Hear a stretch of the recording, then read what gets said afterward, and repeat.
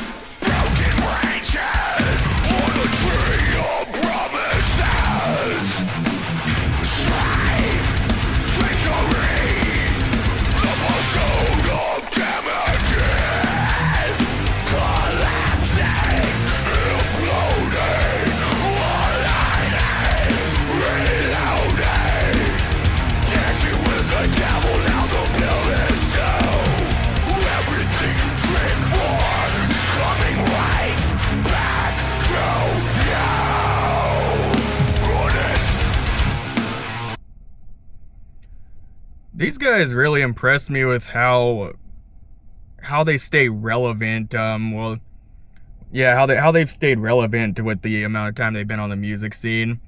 With them being one of those bands that's been around for a minute, you don't really see a stagnation with their audience, and their fan base also seems very, very, very loyal to pretty much their craft and what they do, because I think on Spotify they have like 1.7 million monthly listeners, which isn't a bad number at all.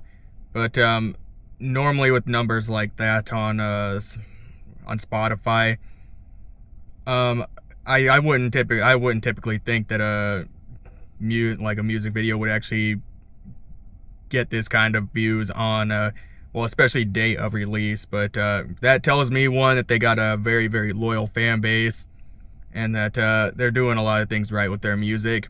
And they really are, because this sounds very much like something that would be made today. It's not terribly long. It's not there's not a lot of super, super long choruses so far, especially with some of the other Lamb of God songs I listen to.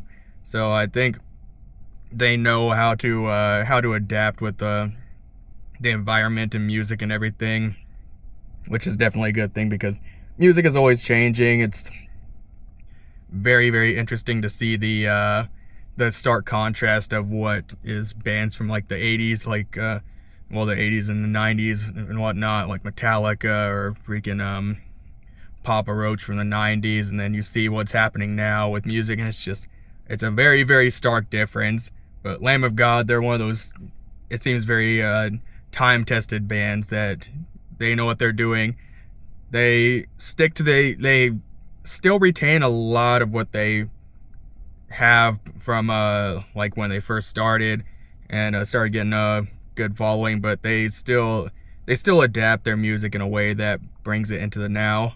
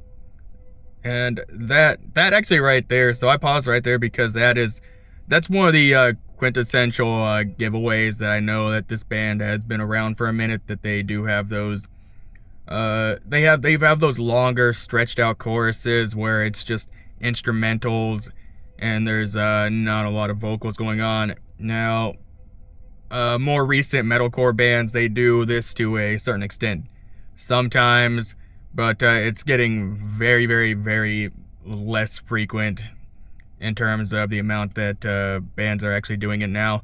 Some bands I've even seen that are forming in the past even couple of years, they seem to be foregoing it entirely, and the entire song is just mostly vocals all the way through. There's not really a break between the vocals, and there's not a whole lot of instrumentals. If there is an instrumental, then typically it's usually in the range of maybe 15 seconds max, which tracks with the era of TikTok that we live in, where videos are about that length, 5 to 15 seconds, and then you just lose a lot of people. And I would actually know a lot about this, making videos for YouTube and whatnot, because it's very difficult to get people hooked in that first 5 to 15 seconds. And me personally, I don't bother with it too much, because I just not the kind of crowd that I want, where you need to always have your videos good, and people just like to swipe away in 5 to 10 seconds. So I'd rather people watch my videos that have an attention span. But overall, this really, really amazing song, especially with it being in the 4-minute length. It's not super long, not too short at all. And that's falling. But yeah, and I actually need to take a look at the album that this song is actually a part of, because I feel like I've been sleeping a lot on Lamb of God as of recently, especially with the other Lamb of God video that I did, Blunt Force Blues, which that was also a really amazing song, by the way. But let's finish this out.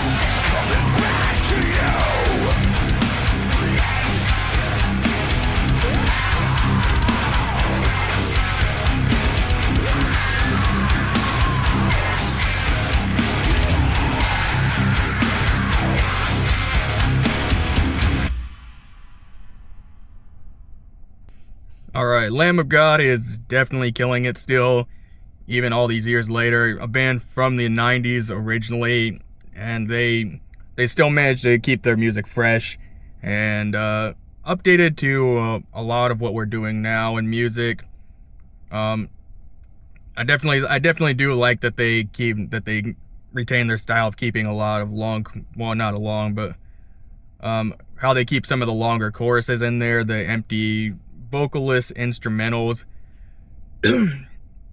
which it's definitely gone away for a lot of newer bands that are coming out in favor of keeping everything hyped up to the max, with vocals just constantly going throughout the song. And don't get me wrong, I like that type of music too, but this is also something that I think